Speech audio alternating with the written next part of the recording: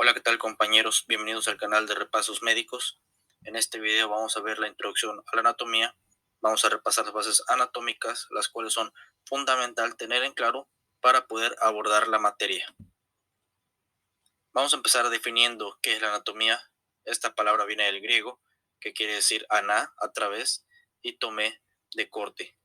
Podemos decir que la ciencia que estudia la estructura de los seres vivos, la forma, la ubicación y cómo están dispuestos los órganos para llevar a cabo ciertas funciones entre sí.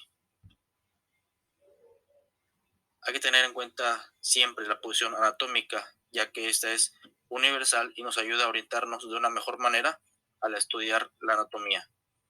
Para esto la posición va a ser en bipedestación o parado, la mirada hacia el frente, los brazos hacia los costados con las palmas hacia adelante y los miembros inferiores con los pies apuntando hacia el frente.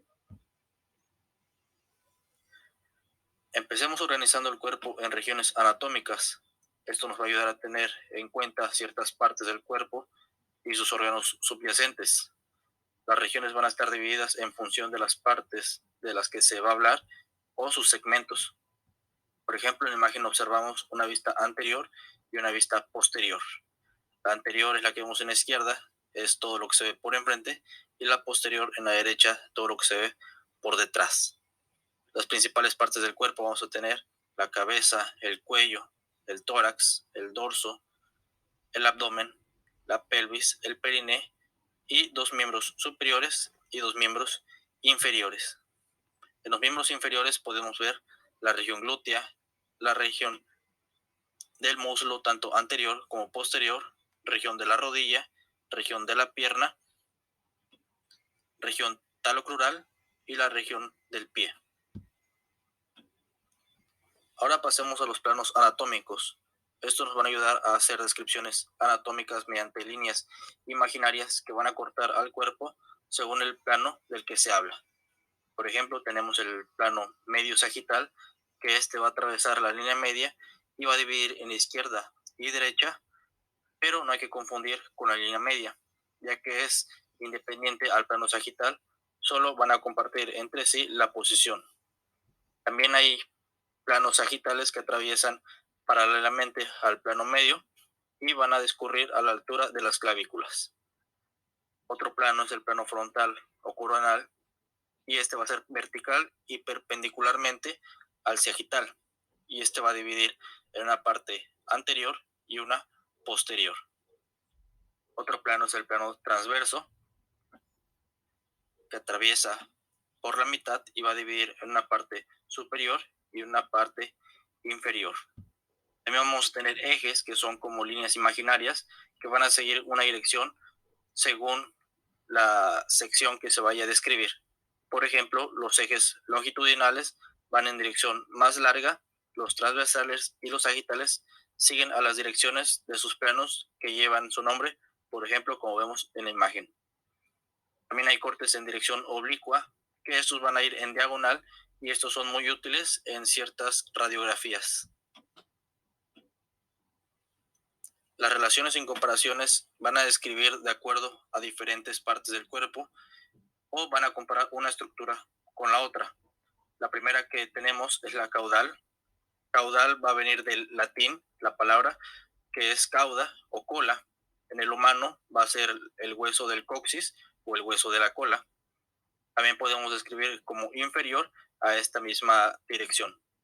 Craneal va a ir en relación al cráneo, o también podemos llamar superior.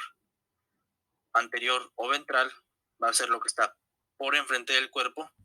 Podemos usar el término rostral en vez de anterior para describir principalmente las partes del cerebro. Por ejemplo, el lóbulo frontal está en una posición rostral. Posterior o dorsal, lo que está por detrás del cuerpo. Y en el lateral nos va a decir que una parte está más alejada de la línea media, mientras que medial es lo que está más al centro de la línea media y va a dividir al cuerpo en derecha o izquierda. Proximal y distal nos referimos para posiciones más cerca o más lejos de un punto, de un miembro o de la línea media. También vamos a tener ciertos términos combinados, como por ejemplo superolateral, inferomedial, entre otros. Y también podemos describir como superficial, intermedio o profundo con respecto a la superficie del cuerpo o una estructura suprayacente o subyacente, o sea, lo que está encima o debajo de esta estructura, a diferencia de interno o externo, que nos va a decir cuando está por fuera o por dentro del centro de un órgano o cavidad. Cuando nos vamos a referir a la localización de algo en el cuerpo, lo llamaremos bilateral, unilateral, y cuando es del mismo lado, vamos a llamarlo ipsilateral u homolateral. Y contralateral es del lado opuesto. Por ejemplo, bilateral tenemos los pulmones, unilateral tenemos el apéndice, homolateral podemos decir el brazo derecho y la pierna derecha, y contralateral el brazo contrario y la pierna contraria. Los términos de movimiento nos van a describir los movimientos los miembros con respecto a otras partes del cuerpo. Estos en su mayoría de acuerdo a la posición anatómica, y algunos se van a realizar cuando dos o más huesos o cartílagos se articulan, pero hay algunas excepciones. Por ejemplo, como vemos en las extremidades tanto superiores como inferiores, cuando hablamos de una flexión, estos van hacia el frente, y cuando hablamos de una extensión van hacia atrás. En cambio, en la flexión del antebrazo, este va a elevarse, y en la extensión, este va a ir hacia atrás.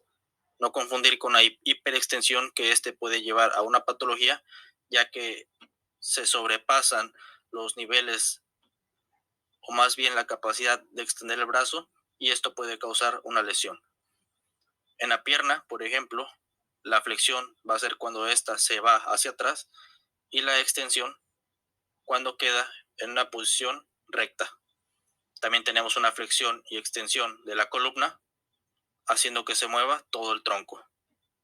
Tenemos extensión de la mano y flexión de esta cuando sube o baja respectivamente. Al igual que en los dedos, una flexión es cuando se acercan a la palma, y la extensión cuando estos se alejan. Tenemos el movimiento de oposición, en el cual los dedos se van a poner entre sí, y una reposición cuando vuelven a la normalidad.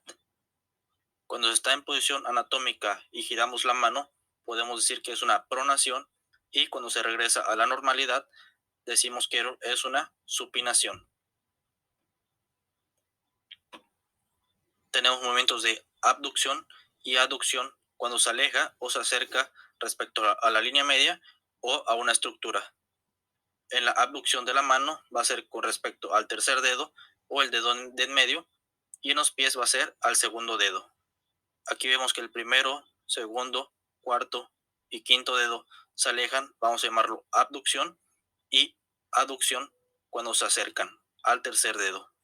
Y cuando hablamos de este tercer dedo, vamos a tener una abducción lateral o medial según se acerque o se aleje a la línea media.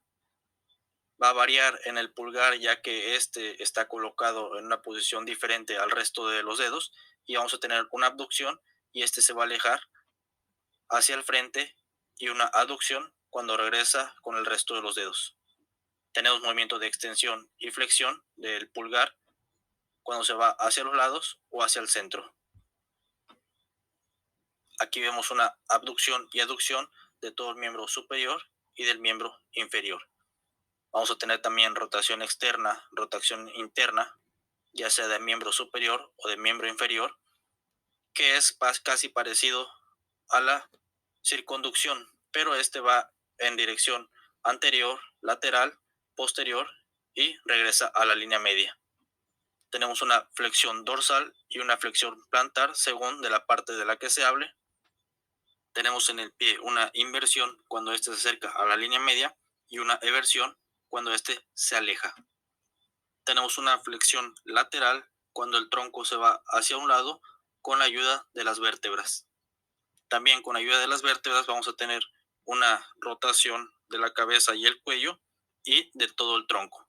También tenemos movimientos de elevación y descenso. En este caso tenemos el ejemplo de los hombros, pero también puede ser otros órganos o tejidos. Por ejemplo, La lengua o los párpados también tienen movimientos de elevación y descenso.